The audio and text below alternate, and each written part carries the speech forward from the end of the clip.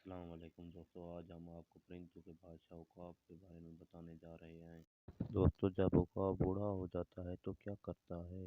دوستو، جب عقاب 40 سال کی عمر میں پہنچتا ہے تو اس کی چونچ بڑی ہو جاتی ہے اور اس کے ناخن بھی بڑے ہو جاتے ہیں، پر اتنی بڑی پڑ جاتے ہیں کہ مشکل سے اڑ پاتا ہے۔ تب اس کے پاس دو راستے ہوتے ہیں، یا تو مشکلات کا سامنا کرے یا موت تسلیم کر لے۔ دوستو، عقاب تو عقاب ہی ہوتا ہے۔ تو دوستو، یہ مشکلات کا سامنا کرتا ہے۔ تب دوستو یہ پہاڑی علاقوں میں چلا جاتا ہے، وہاں جا کر اپنی پرانی چونچ توڑتا ہے۔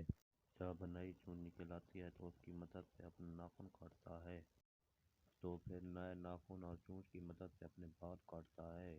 جب نئے بال نکل آتے ہیں تو اسے ایسا لگتا ہے جیسے نیا جنم لیا ہو۔ دوستو، یہ عمل تقریباً 5 ماہ کا ہوتا ہے۔ 5 ماہ مشکلات گزارنے کے بعد یہ اپنی نیا جنم دیتا ہے۔ ہمیں عقاب سے کیا سبق ملا ہے، کمنٹ میں ضرور بتائیے گا۔